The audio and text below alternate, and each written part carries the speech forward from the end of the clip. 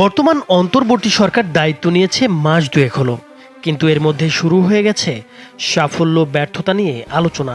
সমালোচনা হচ্ছে বাজারে দ্রব্যমূল্যের লাগাম ছাড়া দাম, বিদ্যুৎ ও গ্যাসের সংকট, রাস্তায় যানজট, গণপরিবহনে বিশৃঙ্খলা, পোশাক শিল্পে অস্থিরতা ইত্যাদি নিয়ে, যেগুলো এ সরকার পেয়েছে উত্তরাধিকার সূত্রে পতিত আওয়ামী লীগ সরকারের কাছ থেকে।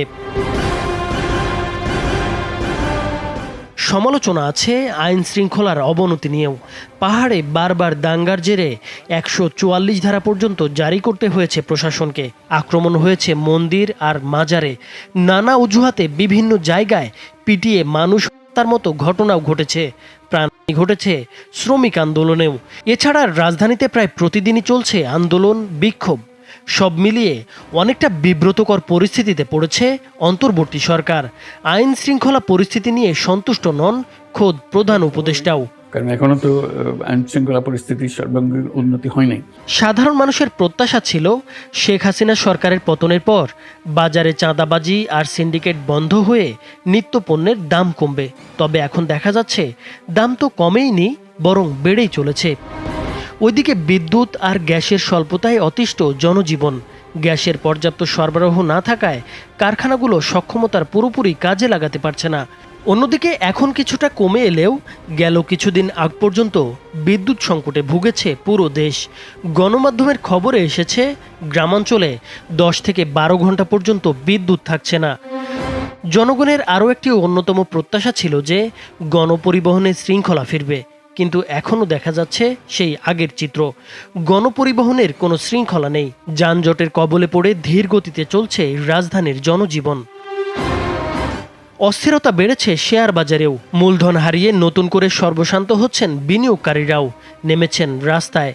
রাজনীতিকরা বলছেন সদিচ্ছার অভাব না থাকলেও রাষ্ট্র পরিচালনায় অভিজ্ঞতার ঘাটতির কারণেই এমনটা হচ্ছে। তবে এই ২ মাসে সরকারের বেশ কিছু উল্লেখযোগ্য অর্জনও রয়েছে। এর মধ্যে সবচেয়ে বড় অগ্রগতি হচ্ছে রাষ্ট্র সংস্কারে নির্বাচন ব্যবস্থা, পুলিশ, দুর্নীতি দমন, বিচার বিভাগ, জনপ্রশাসন এবং সংবিধান সংস্কার কমিশন গঠন করা। সংস্কার কমিশনের কার্যক্রম শুরুর আগে রাজনৈতিক দলগুলোর সঙ্গেও সংলাপের দাবি ছিল। এরই মধ্যে সেটিও সম্পন্ন হয়েছে। এখন পুরোদমে কাজ শুরু করেছে সংস্কার কমিশনগুলো।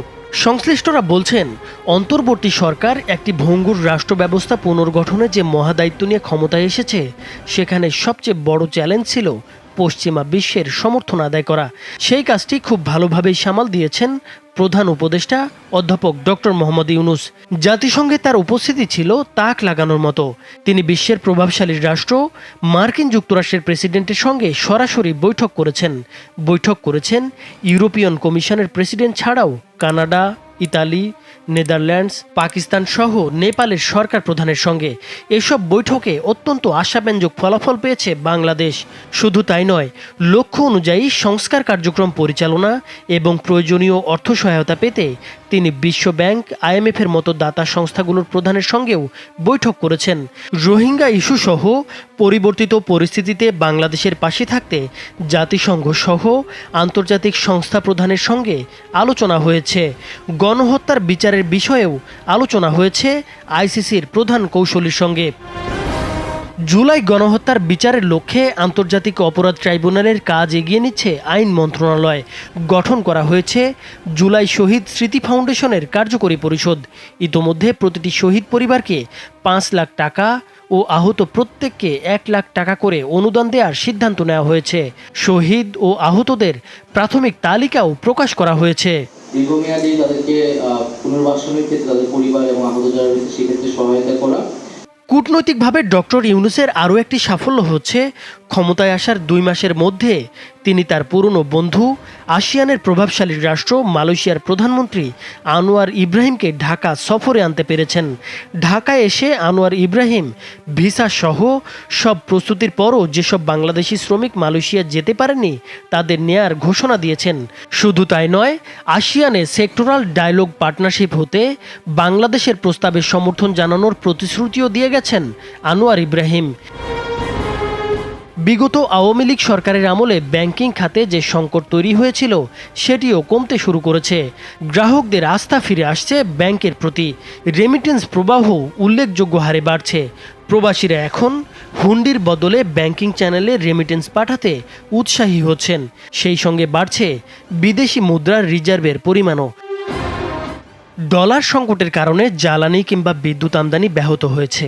বিদ্যুৎ ও জ্বালানি মন্ত্রণালয় বিশ্ব ব্যাংক এবং এশীয় উন্নয়ন ব্যাংকের কাছে $2 বিলিয়ন সহায়তা নিচ্ছে। শীতের আগেই গ্যাস ও বিদ্যুৎ সংকটের সমাধান হবে বলে আশা করা হচ্ছে। এটা আমরা $1 বিলিয়ন ইয়ের সাথে চেয়েছি, বাংলাদেশ বিশ্ব ব্যাংকের কাছে চেয়েছি, আর $1 বিলিয়ন চেয়েছি আমরা ইয়ের কাছে, কে বলে এশিয়ান ডেভেলপমেন্ট ব্যাংকের কাছে। দ্রব্যমূল্য নিয়ন্ত্রণ ও বাজার মনিটরিংয়ের জন্য একটি টাস্কফোর্স গঠন করা হয়েছে। গত কিছুদিন ধরে বাণিজ্য মন্ত্রণালয় সহ বিভিন্ন সংস্থা বাজার মনিটরিংয়ে নিয়মিতই অভিযান চালাচ্ছে। এছাড়া জাতীয় ভোক্তা অধিকার সংরক্ষণ অধিদপ্তরও অভিযান পরিচালনা করছে। শাস্তিও দিচ্ছে কোথাও কোথাও। অল্প সময়ের মধ্যেই এর সুফল পাওয়া যাবে বলে আশা করছেন বাজার বিশ্লেষকরা। রাজধানী ঢাকার যানজট নিরসনে দ্রুত ও কার্যকর সমাধান খুঁজতে পুলিশ ও দেশের প্রকৌশল বিশ্ববিদ্যালয়ের বিশেষজ্ঞদের প্রতি আহ্বান জানিয়েছেন প্রধান উপদেষ্টা। বিশেষজ্ঞদের সহায়তায় ট্রাফিকের সিগন্যাল ব্যবস্থার সংস্কার এবং সড়কে বাস থামানোর স্থানে বাস থামানোর সময় 2 মিনিটের কম রাখার ব্যবস্থা করার ব্যাপারে সিদ্ধান্ত এসেছে। এছাড়া সরকারের উদ্যোগের ফলে তৈরি পোশাক খাতে শ্রম অসন্তোষ অনেকটা নিয়ন্ত্রণে এসেছে।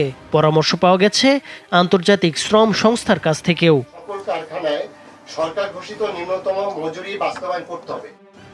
নাইমুর হোসেন, মাছরাঙ্গা টেলিভিশন।